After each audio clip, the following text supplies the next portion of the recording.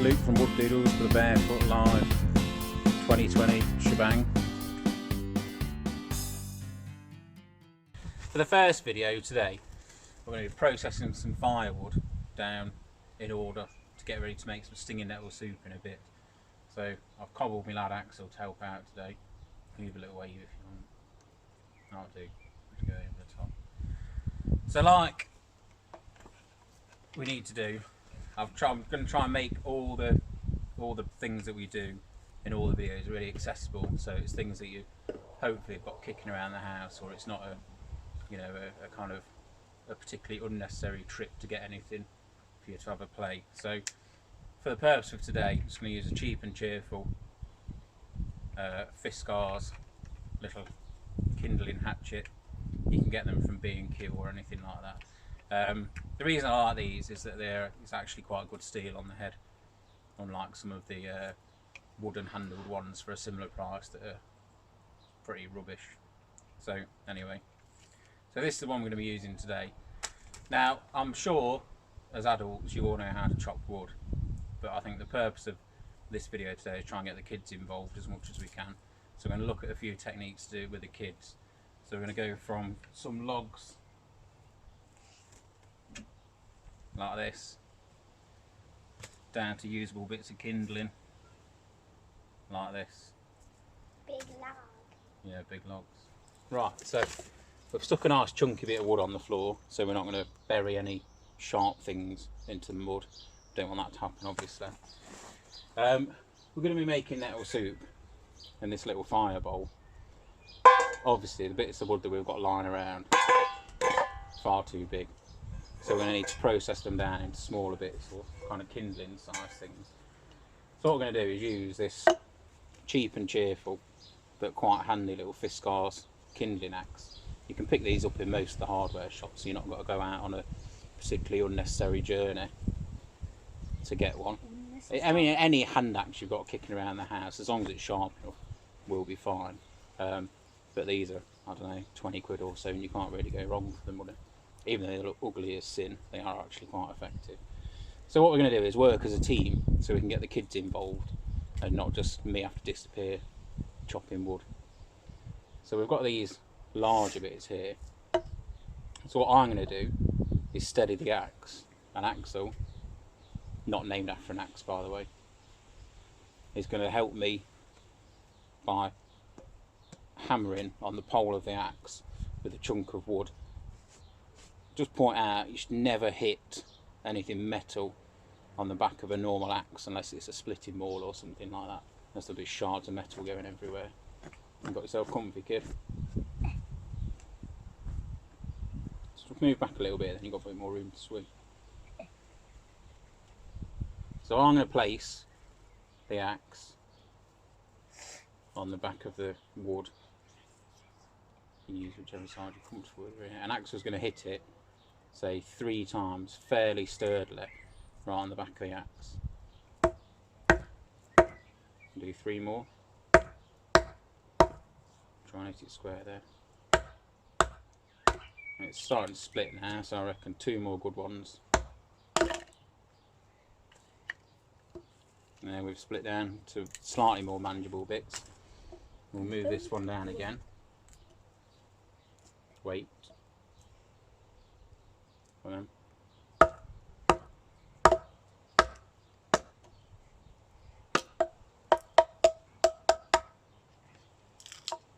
And again, chunkier bit into 2 smaller bits. I think we'll do this bit one more time. Wait till I've told you. Well then.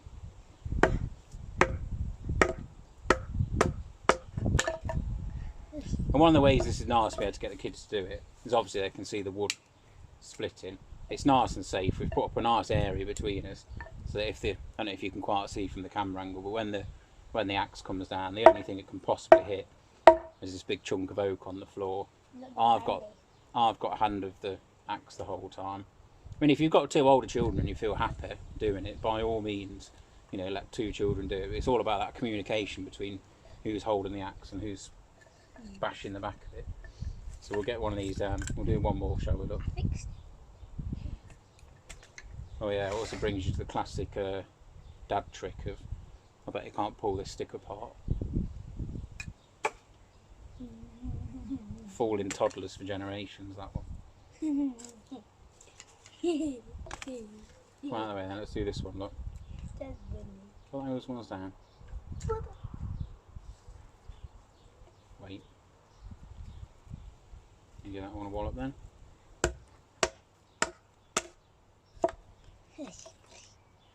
And there we go. Keep splitting down. So what we can do now is to make these even smaller for kind of more kindling size. What we're going to want is move on to, I'm going to use my kind of work knife, but any cheap and cheerful solid kind of camping outdoor knife will be fine for this job. I wouldn't recommend doing it with a folding knife, obviously because you've got the force and the hinge and things like that, but you can pick up a cheap and cheerful. The Mora knife is about a tenner, and you can't really go wrong with that. So it's very similar thing to what we were doing with the axe before. You can sit on your knees for me, kid. So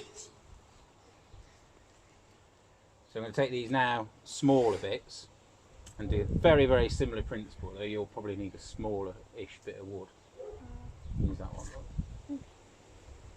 I'm going to do the same things. I'm going to be in control of the knife, and you're going to use this like a little hammer again, but only when I tell you, and sensibly.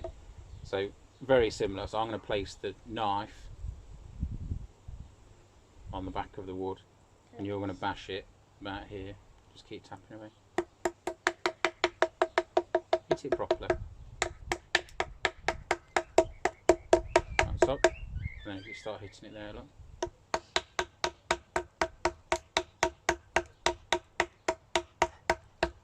It's made a cracking door. No, so look.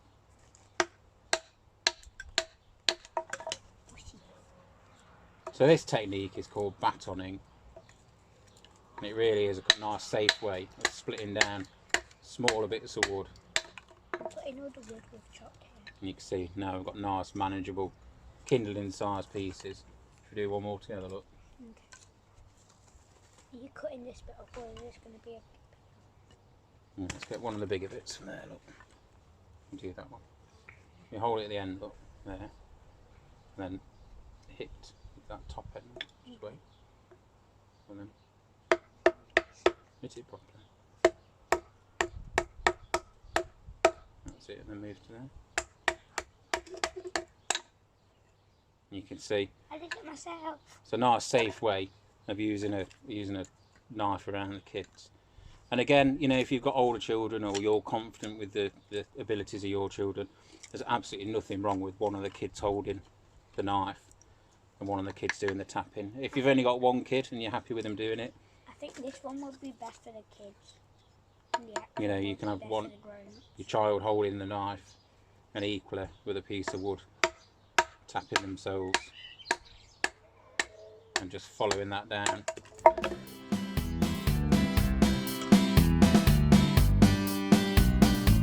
Right, we're going to have a look at actually building the fire now. But before we do, thought you might like to see my vaguely ingenious hands-free setup for for filming the sections earlier, which was some elastic bands and the spaghetti scoop. I was quite pleased with that one. I know, all cobbled together quite nicely. Right, so we're going to start looking at actually building the fire. So we're going to be building the fire in the base of the Kelly kettle, but you can use any, you know, fire safe, fireproof thing really. Even if you just clear a bit of the lawn and expose a bit of earth or whatever, it should be fine. We're not going to do a big fire, just big enough for cooking a quick soup on. So what we've got in here is some wood shavings, you can see, and a nice good way of getting the kids involved if you don't want to unleash the knives and start shaving wood. We've got down here, look, it's just some pencil shavings that Axel's done while we're waiting. It's quite a nice way of creating some fluff ready for a spark. Also in the bottom of here we've got some silver birch bark, which you can't see too well, it's a little bit too bright, but you should easily be able to find that on your government sanctioned hourly walk of the day. And then we've got some cotton wool pads, which are great for taking a spark or a flame. You can see if you fluff them up slightly in your fingers, it really exposes all that fluff and fibre there. We've got the cat's made a show as well now. We've had a quick scrounge around the garden. We've got some really dry twigs and a fly. And you can see we've kind of gone in size order, working up to the stuff that we were splitting at the start of the video, which is going to be the kind of main fuel for the fire really. And what are you doing over here, Axel? Fluffing up. We've got some jute twine, just the normal standard kind of garden twine. If you can stop, see, Axel's been fluffing it up in his hands, look, and exposing all those fibres. But it's quite a nice kind of Like here there's thousands. tinder to get going on the fire. You can see them floating away in the thing now. But they sort of can all go, all your really flammable stuff can go in the base of the fire. Then we're going to put one of the cotton wool pads fluffed up nicely like that. That's it, you plonk him in the bottom of there, kid. And then what we're going to do really is kind of build a little nest around the outside. So if you start, Axel, with the smallest little twigs down there and put them in carefully. You can see these are really dry. You should be able to hear them crack when they nice dry stuff. I mean, all we did was kind of looked underneath the back of the privet. There's loads of rubbish laying around down there on the floor.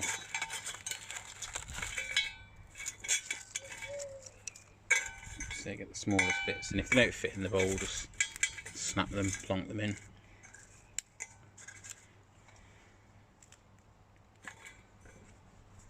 Now these. And then start building up. There's slightly bigger bits going in now. What's quite important when you're building the fire is not to pack everything in too tightly, because the one thing we need to make sure is going round is that some oxygen's getting around the fire all the time. Just pan out for the cat.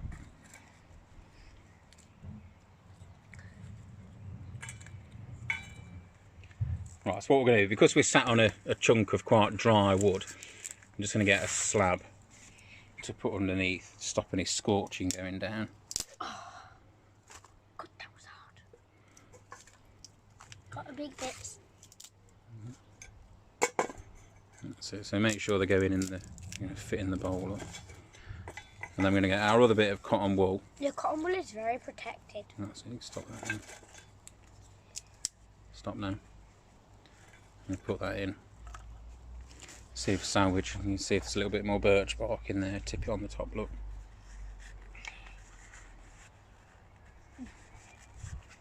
Just shake it out, look. And that'll all out, lovely. So if you move around a little bit now, Axel, look. Okay. I'm there, I'm going to clean off this. And hopefully clean image up, look. Thanks for that. So you can see we've kind of got the base of the fire ready to go with all the kindling and stuff ready. And what's always advisable is to keep your fuel nearby and always have slightly more than you think you're going to need. We're going to have a look at a couple of ways to light the fire. Now, what I'm going to do today is use the fire striker or ferro rod, which is, I'm sure a lot of you will have seen before. We can use a scraper or a back of a knife and create sparks by scraping small bits of metal off here. Don't know if you get to see how light it is.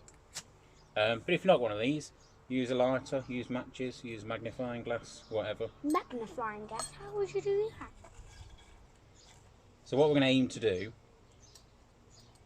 is get the sparks to hit the cotton wool.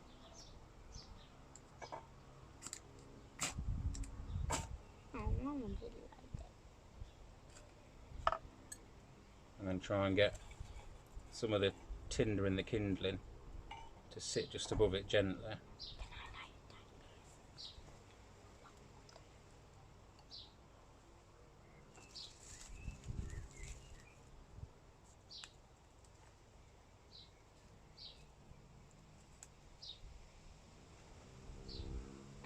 could do, just put a long bit of kimchi.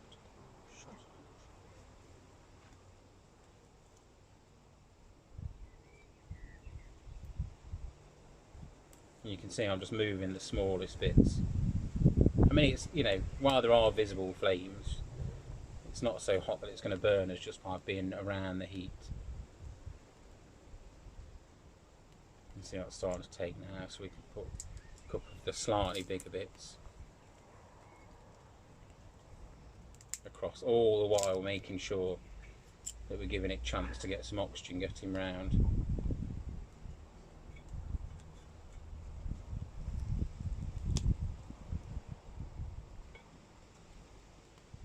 I know how to help spread. No. No. No. No. And what can be quite handy, if you've got one stick that's a little bit too long, just kind of leave it across, and that'll allow you to put some of the slightly bigger bits on across it while not smothering it at all. That one's probably slightly too big, mate. Just leave it now. Just leave it. You could raise some marshmallows on this and make a burger. And that really is our fire going now. It's just going to be a case of, as this gets hot enough, putting some of the slightly bigger bits on. I think it's done. Getting ready to cook the soup shortly. Hope that was vaguely informative. Now I'm going to move on to cooking the soup. Hello, I'm Luke from Doodles, and this is Rita who's going to help us. And we're going to show you how to make stinging nettle soup. Right, so I'm going to try and turn the camera around. Failing miserably already. No, I'm not, I'll just do it like this. So we'll have a look at what we've got over here. So we've got tinned potatoes. The reason we're using tinned potatoes is just because they cook nice and quickly. We've got some finely chopped onion, celery, garlic, a bit of parsley, a bit of salt and pepper. I've got there some olive oil, and the magic ingredient, stinging nettles. Now the tops of the stinging nettles are nicer, they're kind of fresher growth, but anything will do really, as long as they've been washed and rinsed. Obviously try not to sting yourself. And then we've got some vegetable stock. So that's really all you're going to need. If you want to add more vegetables, feel free, but the main thing is getting some stinging nettles in there. It's a great way for the kids to kind of connect with a really simple foraging thing. And we've not had to leave the garden to get them, but I mean anywhere, as long as you're out of the way of dog wee, you'll be all good. Right, so try to do it with things that you will probably have kicking around the house in some capacity. So I've tried to leave all the fancy kit in the shed and just get things that you could feasibly have lying around the shed or the garage or whatever. So we've got a little fire bowl. Now that's the bottom of the Kelly kettle, but you could use the bottom of a barbecue or anything, you know, even a stainless steel dog bowl or anything like that. And you can see we've stuck it on a slab just so we're not going to scorch the ground or anything like that. We've got a little saucepan, just a little billy can, but anything, even just a cheap pound shop pan if you don't want to scorch one of your posh ones. A bit of kindling and whatever. I'm freely showing off a fancy spoon. Just cheap axe for splitting wood, you don't need anything fancy. And we've got some silver birch bark in here, which is great for helping your fire get going. And cotton wool. Now the reason cotton wool was good, these pads look on the inside, got this nice fluffy inside, which really helps take a spark. But we're going to do another video on how to actually build the fire, but we'll cut to making the actual soup for now. So you can see we've lit the fire. So what we're going to do first is just sweat off the onions and the celery and the garlic. Just give that maybe a minute or so and give it a little stir, stop it sticking.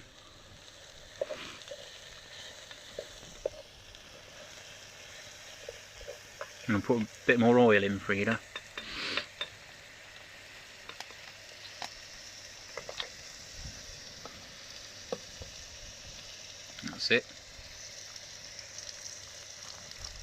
Lovely. So like I said, just give that a couple of minutes till everything's softened down slightly. Right, so they're all sizzling away nice. So now you add in the stock. Keep going, keep going. Chuck it all in, kid. And then you can add in your potatoes, which Frida's helpfully chopped with the scissors.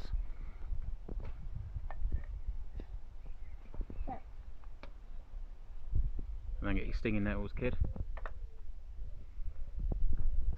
Pop those in. And then we'll give it a little stir. And then we're just going to tend to the fire for 5 minutes and get it simmering away for a little while.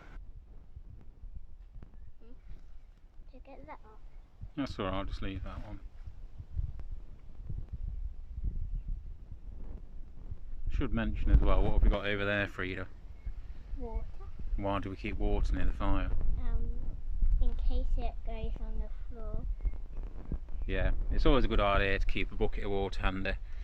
Obviously, if you need to put out the fire quick, sharp, or someone gets a quick burn, it's handy to have water nearer than further away. I'm just going to keep feeding this fire for a few minutes and get it all simmering away.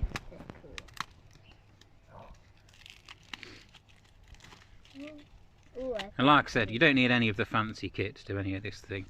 It can just be stuff you've cobbled together out of the shed, or old barbecues, pound shop pans, anything. I quite often use stainless steel dog bowls and just drill a couple of holes in the bottom for a bit of air.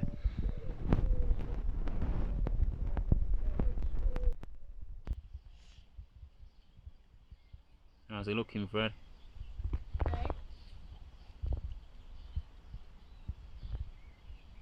Oh, it's that good, it's not even cooked yet. Frida's eating the spoon. Here's the spoon, look. Just a gentle one, look.